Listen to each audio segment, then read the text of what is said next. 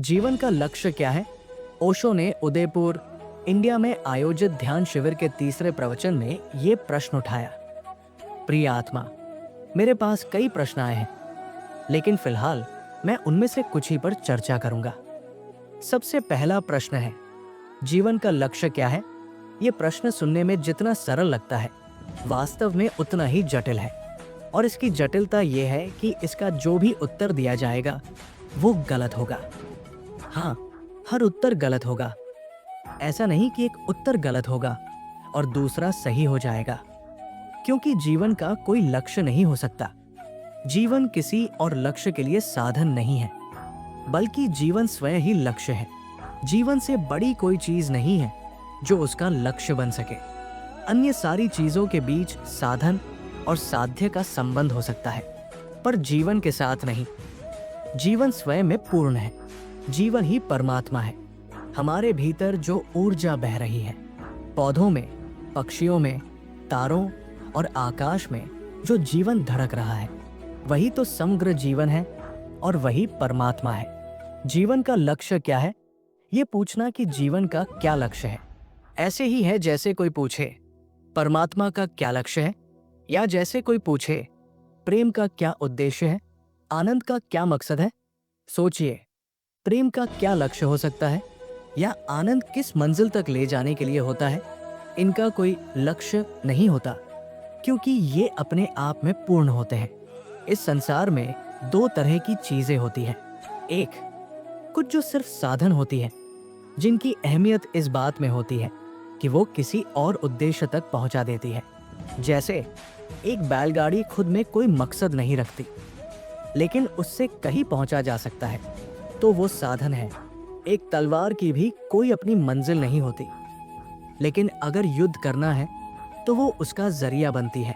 दो, लेकिन दूसरी तरफ कुछ चीजें ऐसी भी होती हैं जो साधन नहीं होती, वे खुद ही साध्य होती है।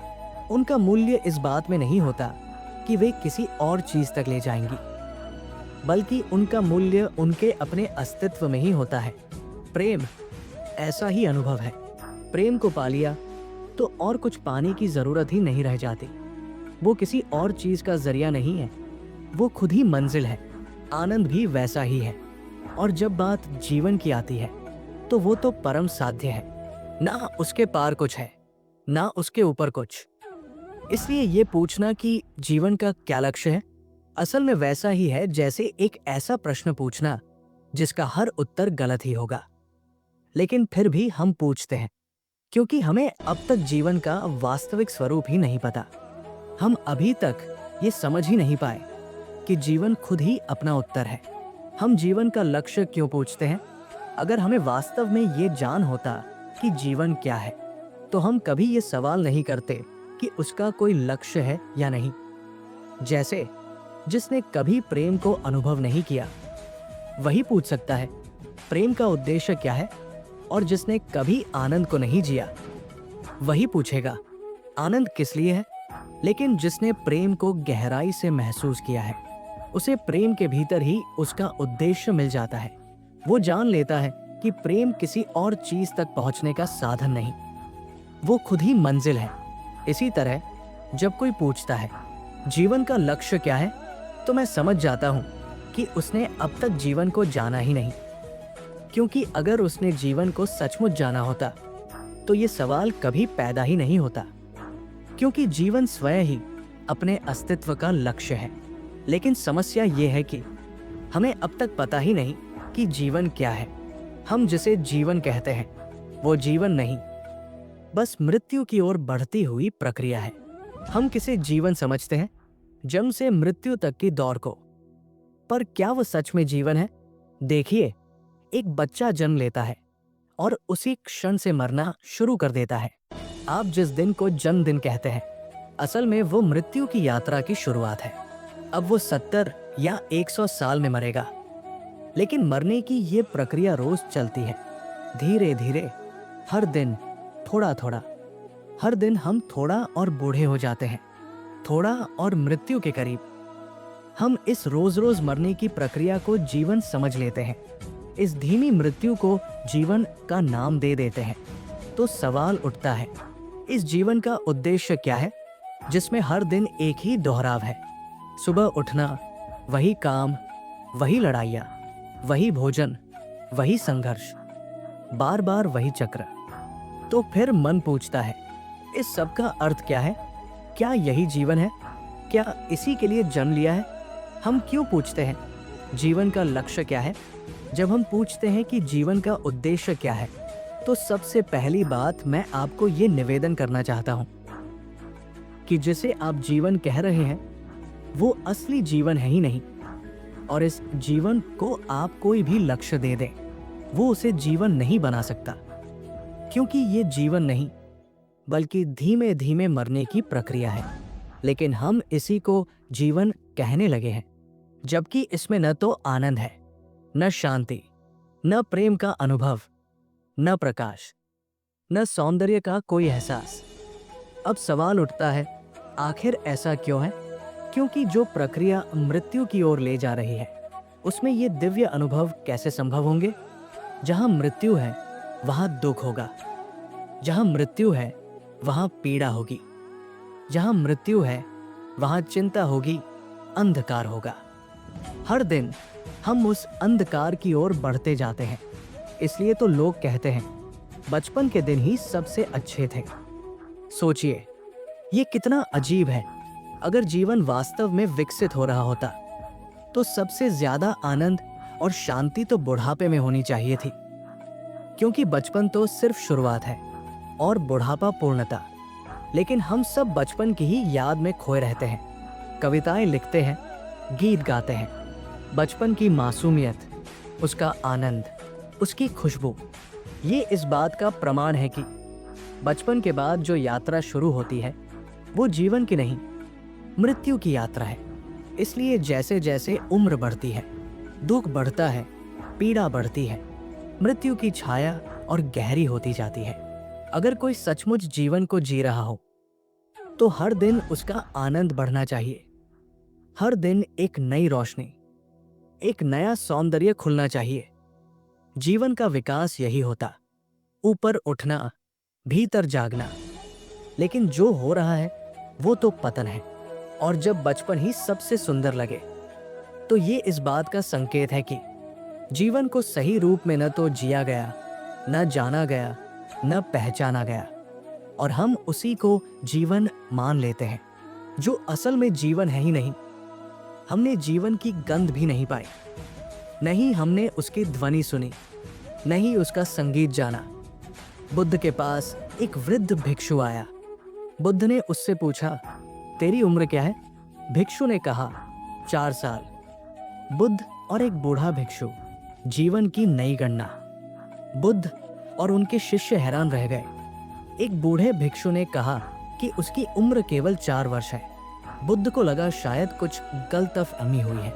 उन्होंने दोबारा पूछा, मित्र, तुम्हारी असल उम्र क्या है? भिक्षु ने फिर वही जवाब दिया, 4 वर्ष। बुद्ध ने पूछा, तुम तो दिखते हो कोई 70 साल के, फिर ये 4 साल कैसे? भिक्षु ने शांत भाव से कहा, उसके पहले जो कुछ था वो जीवन नहीं था। मैं उसे अपनी उम्र में नहीं गिनता। पिछले 4 वर्षों से ही मुझे जीवन की सुगंध मिली है। चित्त शांत हुआ है, विचारों से मुक्त हुआ हूं। भीतर झांकने पर जो सच्चा जीवन है उसकी झलक मिली है। पहले तक मैं केवल बाहर देखता रहा और वही देखा जो मृत्यु थी। अब जो भीतर है वो जीवन है। उससे पहले जो जिया वो केवल मरना था। बुद्ध मुस्कुराए और अपने सभी भिक्षुओं से बोले, सुनो, इस भिक्षु ने जीवन को मापने का नया तरीका बताया है। आज से मेरे सारे शिष्यों की उम्र वहीं से मानी जाएगी जहां से उन्हें शांति मिली हो, जहां से उन्हें जीवन का अनुभव हुआ हो। उसके पहले की उम्र अब गिनने की जरूरत नहीं है। अब प्रश्न ये उठता है, उस भिक्षु ने ऐसा क्या देखा? कैसा अनुभव हुआ होगा उसे भीतर?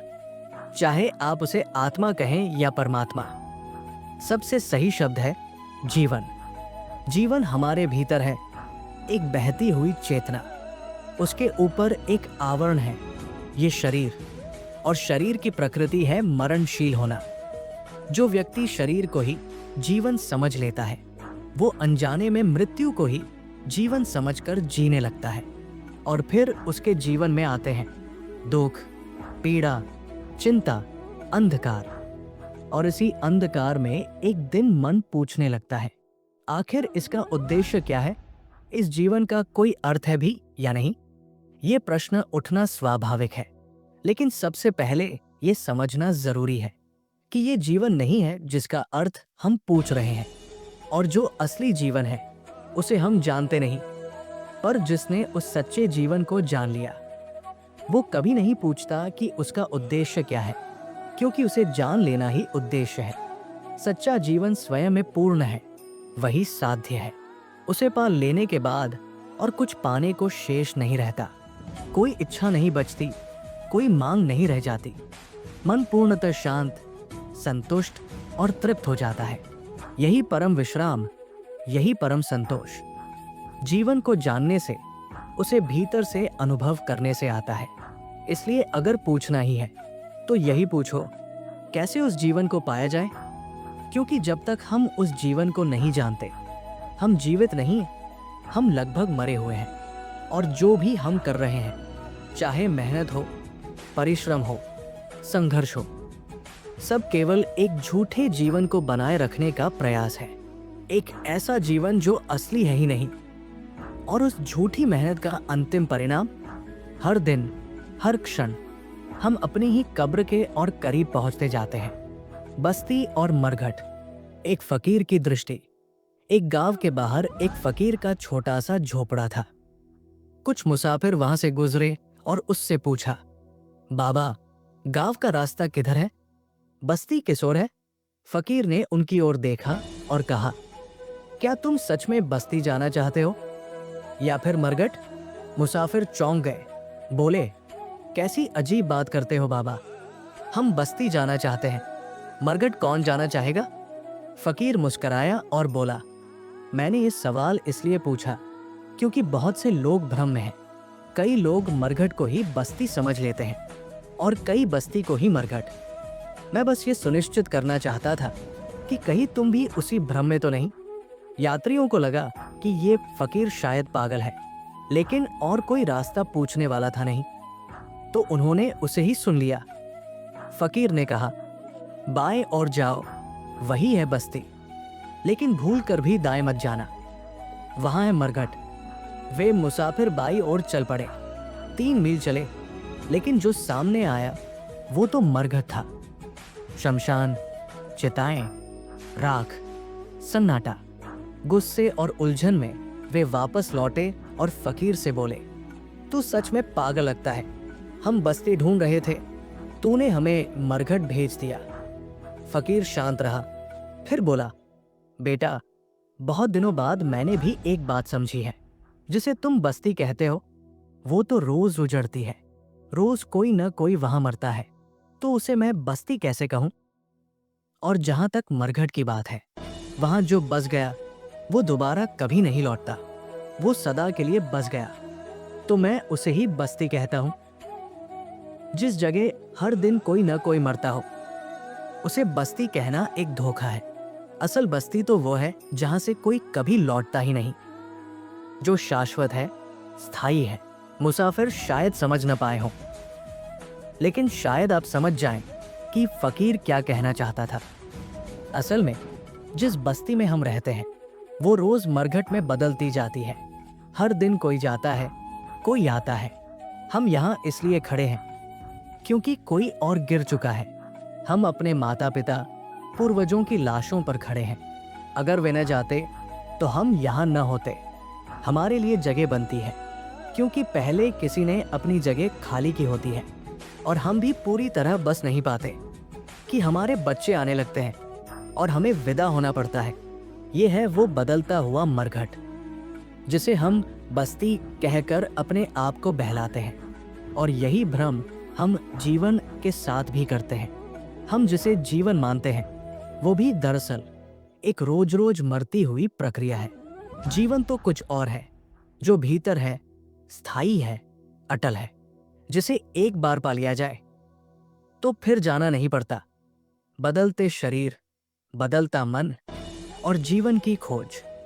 हमारे भीतर भी हर दिन कुछ न कुछ मरता जा रहा है। वैज्ञानिकों के अनुसार हमारे शरीर में करोड़ों कोशिकाएं हैं और ये कोशिकाएं रोज मरती हैं। उनकी जगह नई कोशिकाएं जन्म लेती हैं। कहते हैं कि हर 7 साल में हमारा पूरा शरीर एक बार पूरी तरह बदल जाता है। पुराना कुछ भी नहीं बचता, नए अंग, नई कोशिकाएं। मानो हम ही अपने भीतर एक चलती फिरती बस्ती हो, एक ऐसी बस्ती जिसमें हर पल कोई मर रहा है और कोई नया जन्म ले रहा है। सोचिए, हमारे शरीर में करोड़ों जीवाणु हैं। हर समय कुछ मर रहे हैं, कुछ पैदा हो रहे हैं। बाल और नाखून, ये तो मरे हुए हिस्से हैं शरीर के। इसलिए जब आप बाल या नाखून काटते हैं तो दर्द नहीं होता, लेकिन हाथ में कट लग जाए तो दर्द होता है, क्योंकि वो हिस्सा जीवित है। हमारा शरीर एक अदृश्य श्मशान बन चुका है। हर पल किसी न किसी हिस्से की मौत और नए हिस्से की पैदाइश हो रही है। जो बस्ती दिखती है वही असल में मरघट है, और जो शरीर दिखता है वो भी एक सतत बदलती हुई शमशान ही है। पर केवल शरीर ही नहीं, मन भी हर पल मरता और बदलता है। कल जो विचार मन में थे वो आज नहीं है। बचपन की इच्छाएं, वो ख्वाब, वो सोच, आज सब कहीं खो गए हैं। जवानी के साथ सोच बदल जाती है और हर दिन, हर रात हम कुछ नया सोचते हैं, पर अगली सुबह सब बदल जाता है। कितनी बार तो हम रात को ठानते हैं कि कल सुबह 4 बजे उठेंगे, लेकिन सुबह आंख खुलते ही विचार बदल जाता है। छोड़ो यार, अभी और सो लेते हैं। फिर खुद को कोसते हैं, कितनी बुरी बात की, आज नहीं उठे, कल जरूर उठेंगे। और कल फिर वही दोहराया जाता है। हर विचार मरता है, हर संकल्प टूटता है, हर दिन एक नया मन लेकर आता है। ये बदलाव शरीर में हो, मन में हो या विचारों में, ये मृत्यु की ही प्रक्रिया है। बिना मरे कुछ नया नहीं आता, बिना पुराने के मिटे कुछ नया जन्म नहीं ले सकता। इसलिए जहां भी बदलाव है वहां जीवन नहीं, बल्कि मृत्यु की प्रक्रिया है।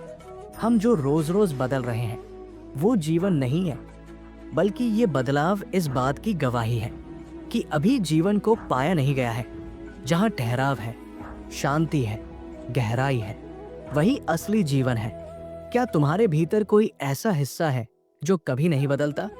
क्या तुम्हें मालूम है, क्या तुम्हारे भीतर कोई ऐसा बिंदु भी है जो कभी नहीं बदला, जो आज भी वैसा ही है जैसा कल था, जो समय के साथ न बदला, न हिला, न डोला?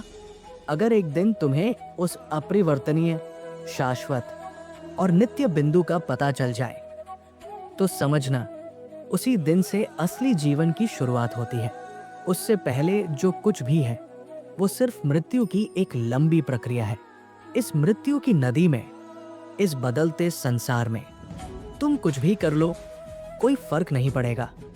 तुम दुकान चलाओ या नौकरी करो, परिवार बसाओ या घर छोड़कर सन्यासी बन जाओ, पत्नियों बच्चों को पालो या पूरी दुनिया छोड़ दो, मंदिर जाओ या मत जाओ, धार्मिक बनो या अधार्मिक, आस्तिक रहो या नास्तिक, गीता पढ़ो या नहीं, जो भी तुम करोगे अगर वो मृत्यु की इस धारा में हो रहा है तो उसका अंत मृत्यु ही होगा। ये फर्क नहीं डालता कि तुम्हारा रास्ता कितना पवित्र है या कितना सांसारिक। अगर वो उस शाश्वत बिंदु से नहीं जुड़ा तो वो अंततः तुम्हें मृत्यु की ओर ही ले जाएगा। क्योंकि जो कुछ भी बदलता है, जो कुछ भी मनुष्य करता है, वो सब मरणधर्मी है, वो सब मृत्यु की छाया में है। सच्चा जीवन तब शुरू होता है जब तुम्हें अपने भीतर वो अचल, अनश्वर, शाश्वत तत्व दिख जाए जो कभी न बदले, जो केवल है। एक कहानी सुनिए।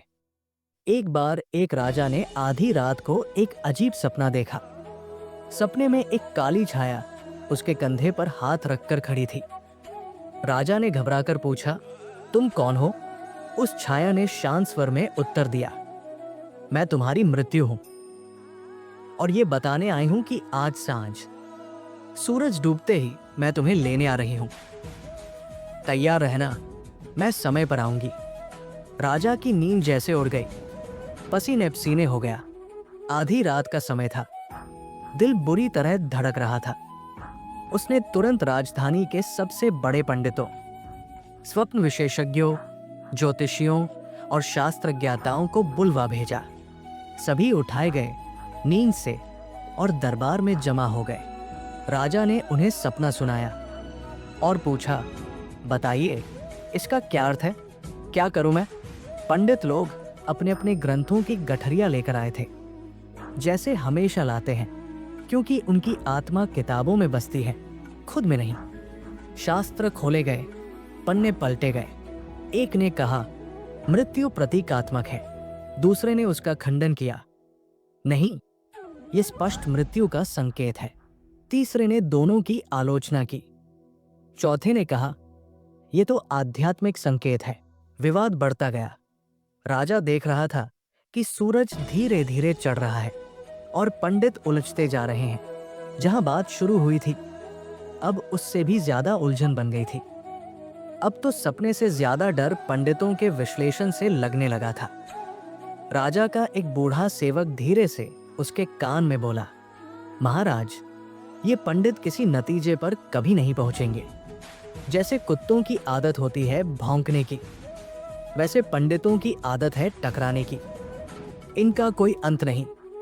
सूरज उगाया है और उसका ढलना अब दूर नहीं। वक्त बहुत कम है। इन्हें बोलते रहने दीजिए और आप कुछ असली कदम उठाइए। यदि तुम्हारे पास कोई तेज घोड़ा हो तो निकल लो। अगर तुम्हारे पास कोई तेज रफ्तार घोड़ा है तो बिना कुछ सोचे इस घर से निकल जाओ।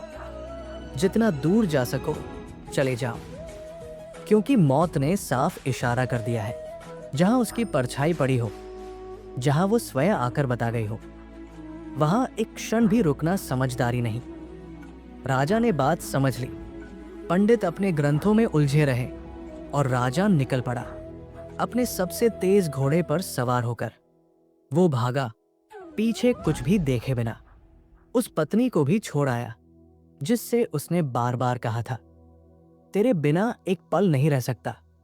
उससे भी विदा लेने की याद नहीं आई, क्योंकि मौत सामने हो तो मोह, ममता, वचन, वादे सब धुंधले हो जाते हैं। जिन मित्रों को कहता था तुम हो तो जीवन में रस है, तुम बिन मैं अधूरा हूं, उनकी भी कोई परछाई तक याद नहीं आई। वो भागता रहा। ना उसे प्यास लगी, ना भूख लगी, ना उसने घोड़े को पानी पिलाया, ना खुद कुछ खाया। रास्ते में कई कुएं आए, पर प्यास का होश कहा था। जिसे मौत का भय हो उसे कुएं से क्या मतलब? हर और बस मौत की परछाई। पीछे भी, आगे भी, ऊपर भी, चारों दिशाओं में, और बस एक ही सोच, किसी तरह निकल जाना है। उसे भरोसा था अपने तेज घोड़े पर। राजा का घोड़ा था, खच्चर थोड़ी था, शाही नस्ल का था। रफ्तार में कोई मुकाबला नहीं। वो दिन भर दौड़ता रहा और जब सूरज ढलने को आया, सैकड़ों मील दूर एक बगीचे में जा पहुंचा। गांव के बाहर एक वृक्ष के नीचे घोड़ा बांधने ही वाला था कि अचानक फिर वही एहसास हुआ। किसी ने कंधे पर हाथ रखा, पीछे पलटा, वही छाया, वही सपना, वही मृत्यु। वो कांप उठा। क्या इतनी भागदौड़ व्यर्थ गई? दिन भर की भूख, प्यास, थकावट, सब बेकार? उसने कांपते स्वर में पूछा। तुम कौन हो? मौत मुस्कुराकर बोली, इतनी जल्दी भूल गए? सुबह ही तो मैंने खबर दी थी। और जानती हो मैंने क्यों दी थी? क्योंकि मैं खुद परेशान थी कि तुम इतनी दूर, इस खास बगीचे में, इस खास वृक्ष के नीचे समय पर पहुंच भी सकोगे कि नहीं। लेकिन तुम्हारा घोड़ा तेज था, शाही था। धन्यवाद उसे, उसने तुम्हें बिल्कुल ठीक समय, ठीक जगह पहुंचा दिया। अब चले। वो घोड़ा जिस पर दिन भर भागते रहे, वही साधन बन गया पहुंचने का, उस जगह पर जहां से बचना था। तुम जिससे बच रहे थे उसी से मिलने आ पहुंचे, और भागना बन गया मिलन का मार्ग। पर यह सिर्फ उस राजा की कहानी नहीं है, यह हम सबकी कहानी है। फर्क सिर्फ इतना है, किसी के पास तेज घोड़ा है, किसी के पास थोड़ा सुस्त, कोई धीरे दौड़ रहा है, कोई बहुत तेज, कोई उदयपुर तक पहुंचता है, कोई दिल्ली, कोई और आगे, पर सबका घोड़ा अंतर ठीक समय पर ठीक जगह पहुंचा ही देता है। मौत ने केवल शिष्टाचार में राजा को धन्यवाद कहा, वरना घोड़ा आज तक कभी किसी को छोड़ता नहीं। वो हमेशा तय जगह पर ही ले जाता है। हमारा पूरा जीवन क्या है? दुख से, मौत से, बुढ़ापे से, छाया से बचने की दौड़। हमारे सारे कर्म, सारे प्रयत्न बस एक ही ओर, जीवन को थामे रखने की कोशिश। पर हम भूल जाते हैं, भागना भी एक रास्ता है पहुंचने का। और घोड़ा चाहे जितना तेज हो, अंत ले तो वहीं जाता है जहां से हम भागना चाहते हैं। मनुष्य अपने जीवन भर मृत्यु और दुख से बचने की दौड़ में लगा रहता है। वो रिश्तों, वचनों, मोह और ममता को पकड़कर जीवन को स्थायी मानने का भ्रम पालता है। लेकिन सच ये है कि मृत्यु तय है और जीवन की सारी दौड़, चाहे कितनी भी तेज क्यों न हो, अंततः उसी ठिकाने पर ले जाती है जहां से हम भागना चाहते हैं। राजा का तेज घोड़ा भी उसे समय पर मौत के बताए स्थान तक पहुंचा देता है। ये कथा सिर्फ एक राजा की नहीं, हम सभी की है। कोई जल्दी पहुंचता है, कोई देर से, लेकिन सबका घोड़ा समय पर मौत के द्वार पर पहुंचाता है। मृत्यु से भागना व्यर्थ है। समझदारी इसमें है कि हम जीवन की सच्चाई को स्वीकार करें और जागरूक होकर जिए। अगर आपको ये कथा भावपूर्ण लगी हो, कुछ सोचने को मजबूर किया हो, तो कृपया इस वीडियो को लाइक करें, अपने मित्रों और परिवार के साथ शेयर करें और हमारे चैनल को सब्सक्राइब करना न भूलें, ताकि ऐसे ही और भी गहन और अर्थपूर्ण प्रवचन आप तक पहुंचते रहें। धन्यवाद।